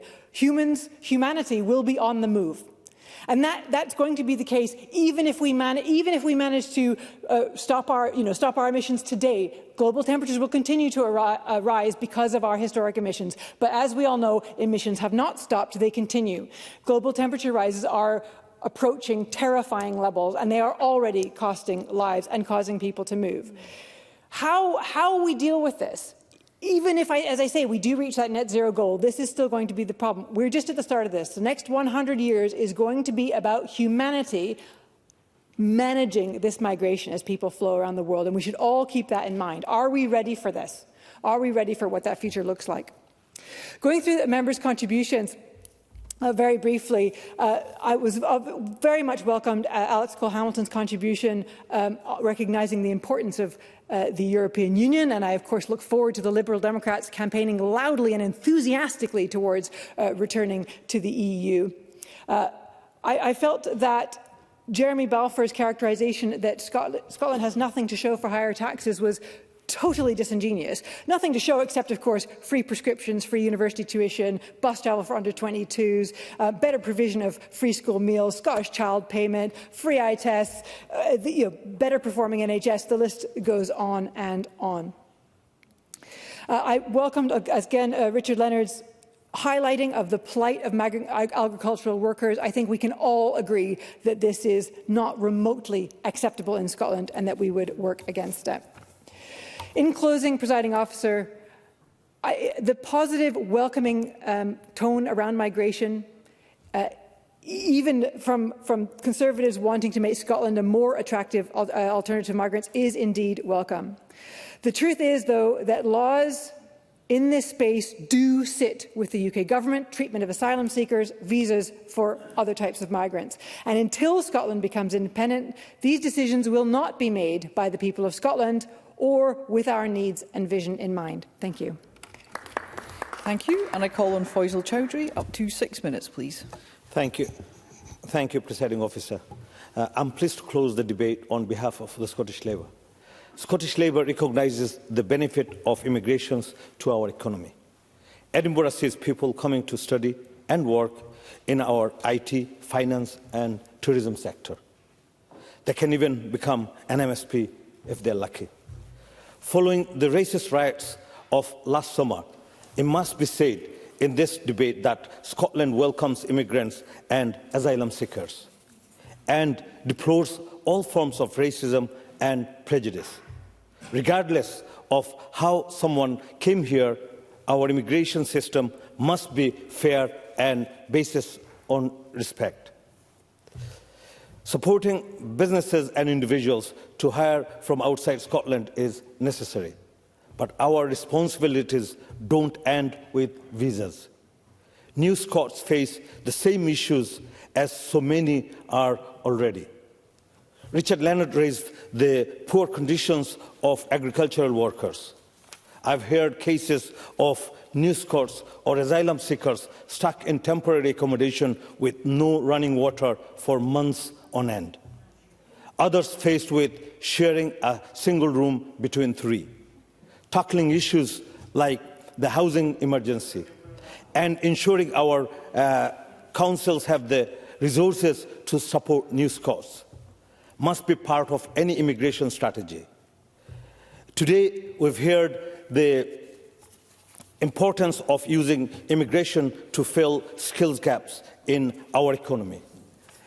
I would like to note that these exact issues were being discussed in Parliament in 2018. It seems to me an admission of failure on the SNP's part. Some professions have been on the shortage occupations list for more than a decade. Of course, part of that can be achieved through immigrations, but the power to fill these gaps exists today. This brings me to the proposed rural visa pilot. Members have outlined the many issues caused by rural depopulation and the inequalities between regions as a result. A specific immigration strategy could be a useful way to increase the number of people moving to the island and rural areas. It has been achieved before. My colleague Rhoda Grant mentioned that Scotland has previously had immigration schemes such as Fresh Talent during the Scottish Labour government. But the major issues which remains is that at present people do want to live in rural and island areas, but are forced to move or put off by a lack of economic opportunity, lack of housing, and high cost of living, which the Scottish Government has allowed to take hold. This is recognised in Labour's economic plan for the Gaelic language. If the Scottish Government wants to attract and retain people in rural areas, tackling these issues has to take priority. A temporary increase in population is not a long-term solution to the depopulation crisis. To finish, I want to discuss Scotland's ageing population. Members have mentioned that Scotland's working age population is projected to decline over the next 20 years, and how this necessitates the needs for greater immigration.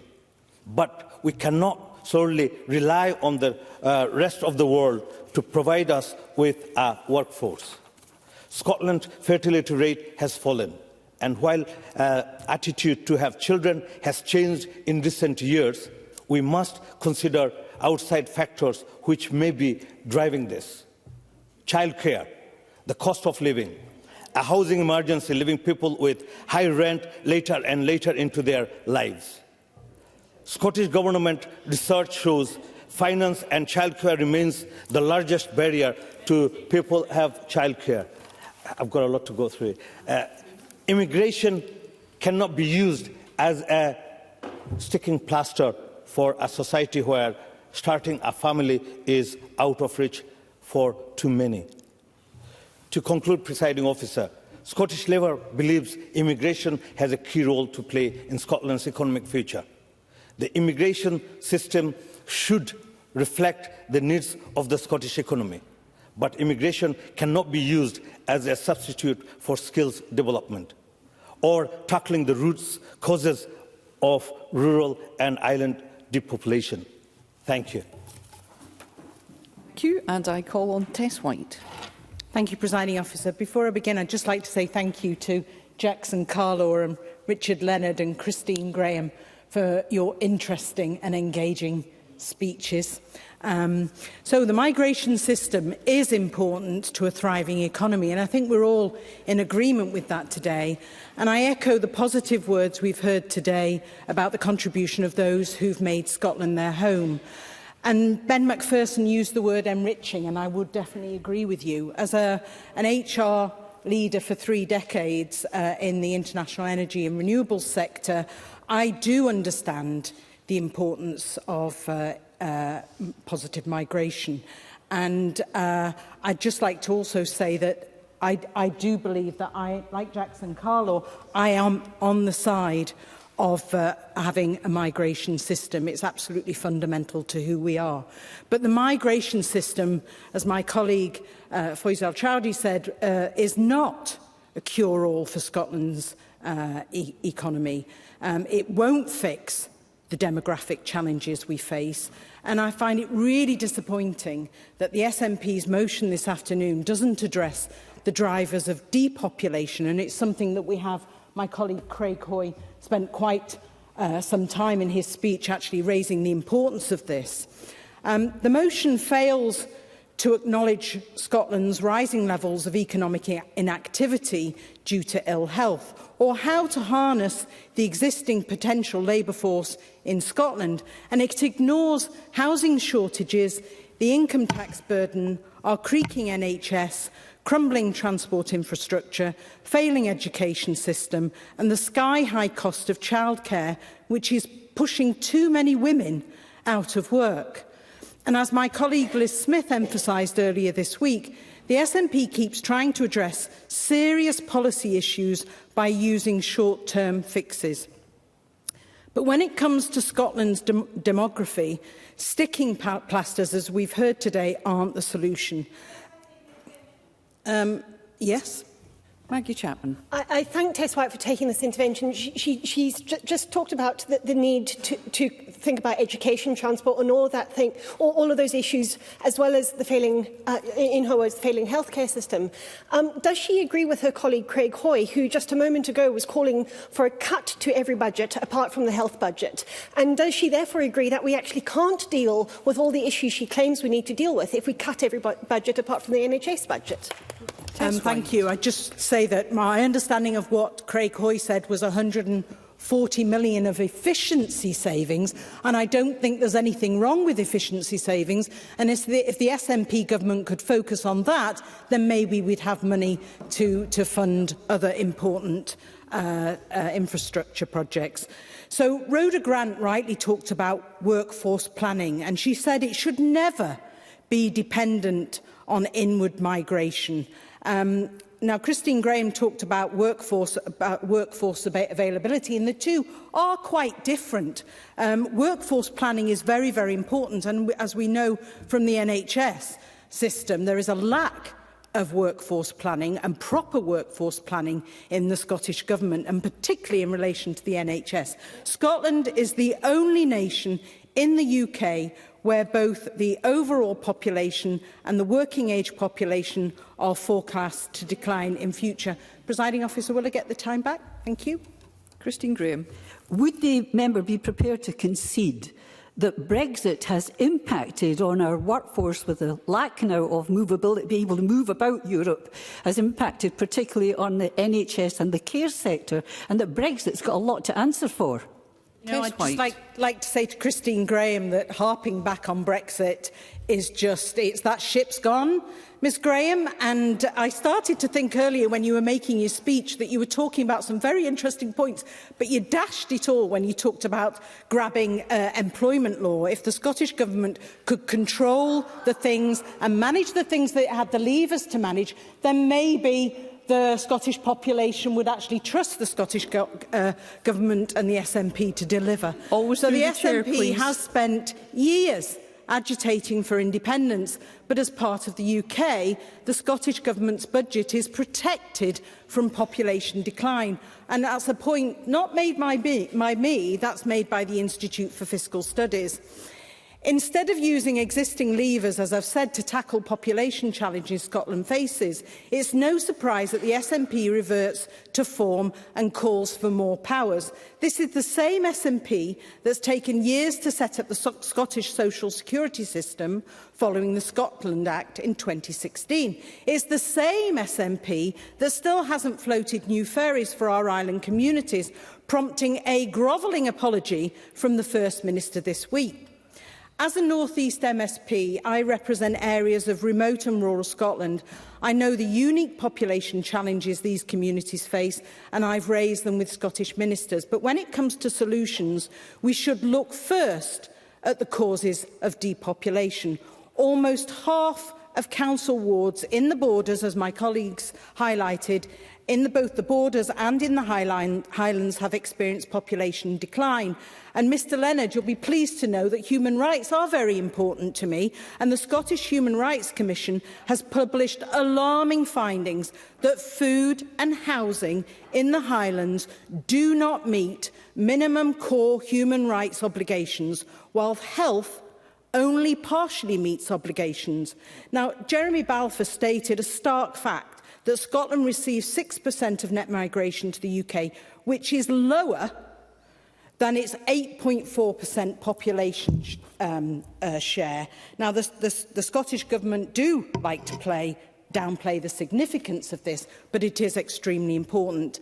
And the reality is that after 17 years of SNP mismanagement, Scotland is often not an attractive prospect for people looking to relocate.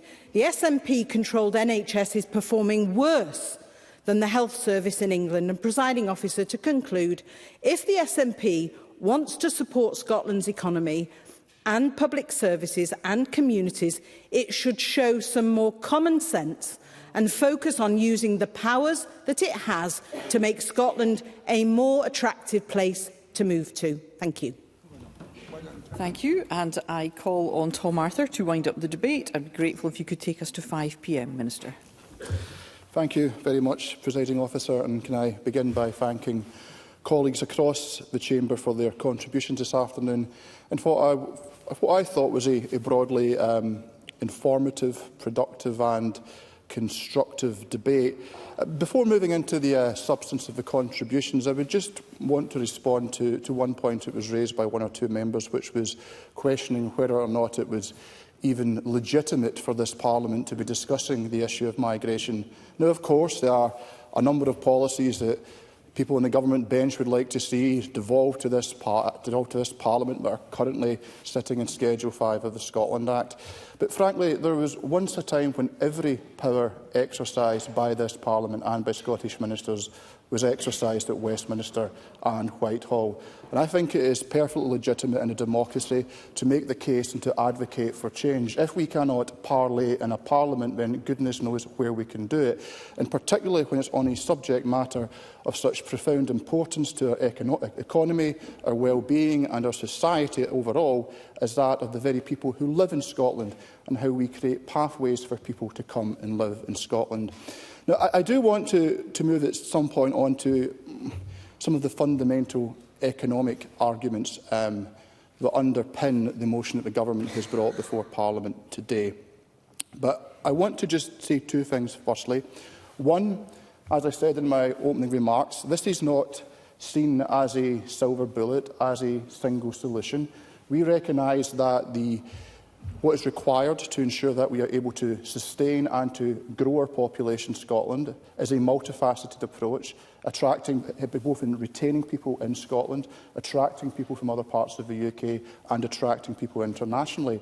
But of course, as part of that, the migration system under which we operate has a key role to play. So I would just want to disabuse any members of the notion that somehow this is the exclusive focus of the Government's action in addressing the matter of population.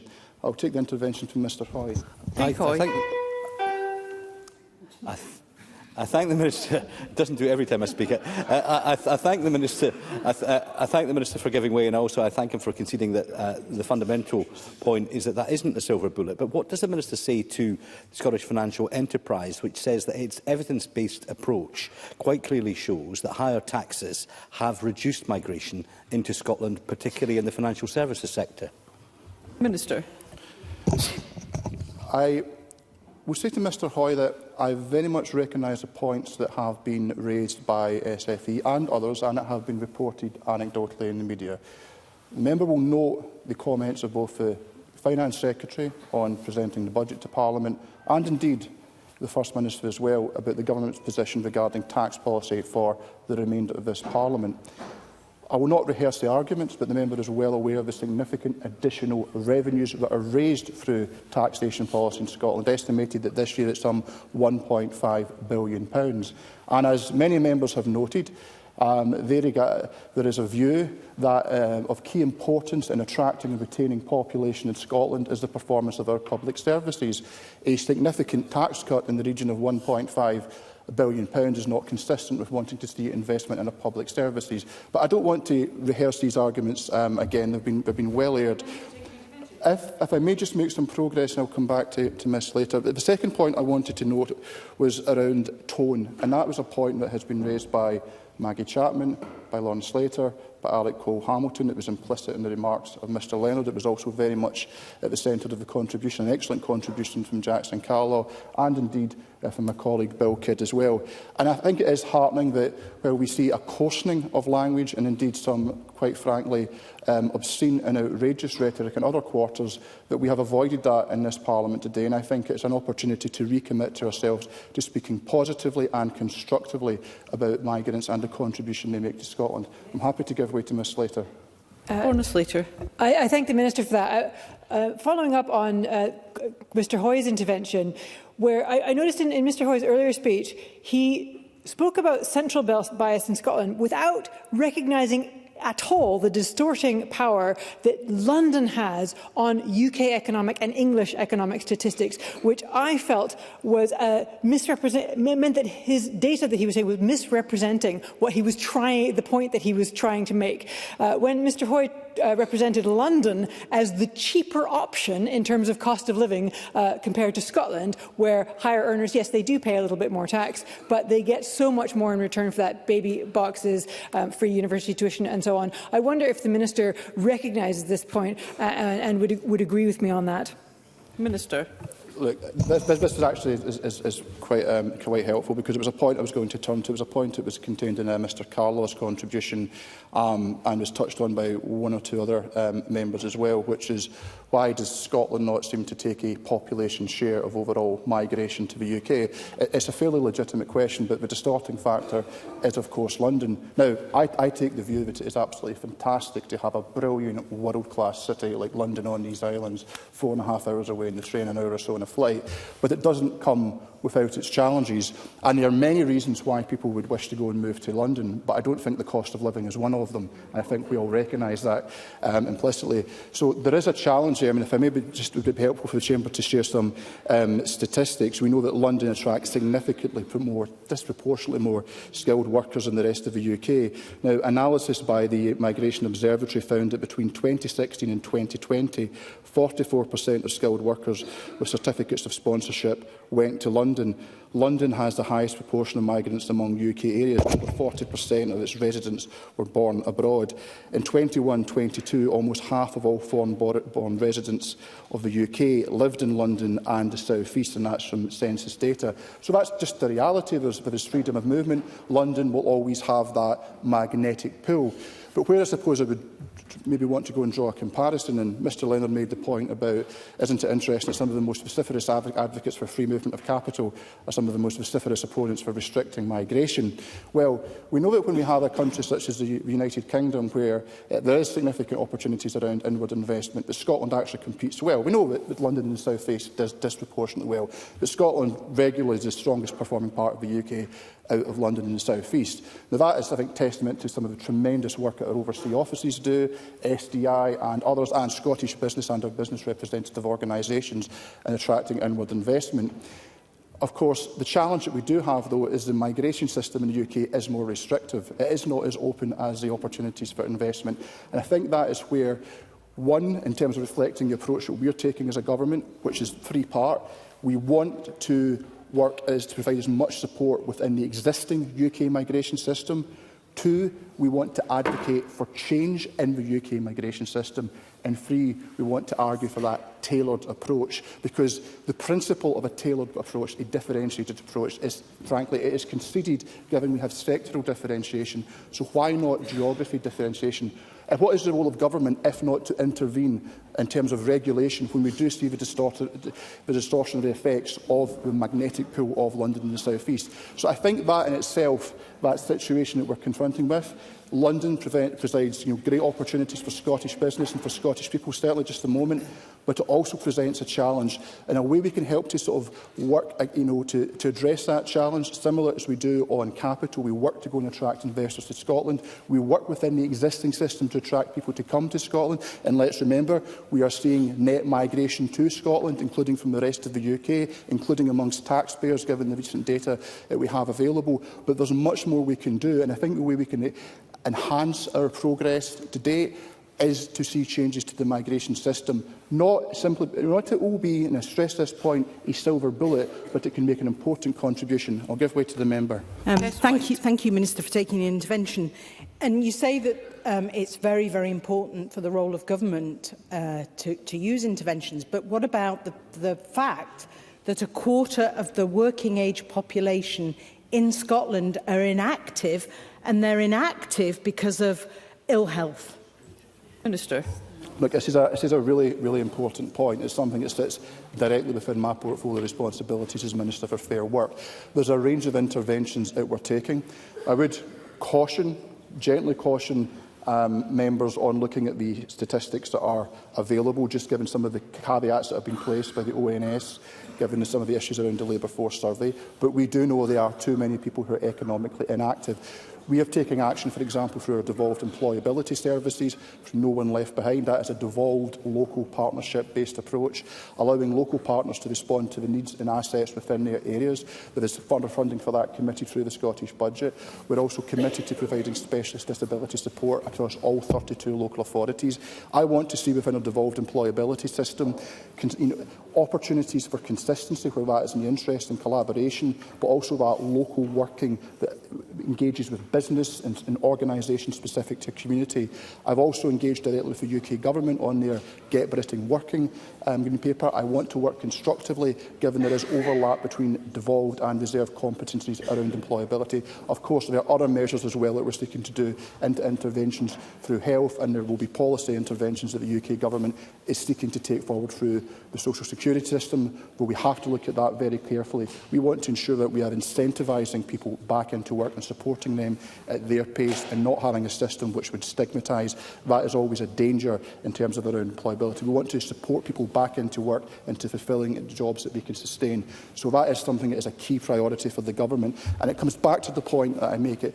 In terms of growing our workforce and growing our pool of labour, we do need to take a multifaceted approach. We are not looking at any one matter in isolation, but the regulation of the movement of people in and out of the UK is a key component of that. And what we have set forward are proposals which I think are reasonable, they are proportionate, they can command support. We want to work constructively with the United Kingdom Government, because we believe that, given that there is, as I said previously, differentiation based upon sectors, we can look to do that on geography. And as Alec Cole-Hamilton highlighted, this is not something that should be exclusively confined to Scotland. There are, of course, challenges in other parts of England and in Wales as well with regards to population and retention of population. I think in terms of what the Liberal Democrats have proposed with regards to the inclusion of devolved governments and ministers in that process is something that we absolutely agree with. So I hope that what has been set forward by the Government this afternoon can command the widest support. We recognise that we have to take that multifaceted approach, but by looking to have a tailored approach to immigration that we can work with the United Kingdom Government to design in collaboration, that is something that will be of significant benefit to the Scottish economy, of significant benefit to our public services and of significant benefit to our society. So I would encourage members to back the Government motion. Thank you. Thank you. That concludes the debate on building a migration system that supports Scotland's economy, public services and communities. It's now time to move on to the next item of business, and there are 4 questions to be put as a result of today's business. And can I remind members that if the amendment in the name of Jeremy Balfour is agreed to, the amendment in the name of Rhoda Grant will fall. And the first question is that Amendment 16034.4 in the name of Jeremy Balfour, which seeks to amend Motion 16034 in the name of CoCab Stewart on building a migration system that supports Scotland's economy, public services and communities, be agreed. Are we all agreed? The Parliament is not agreed, therefore we'll move to a vote, and there will be a short suspension to allow members to access digital voting.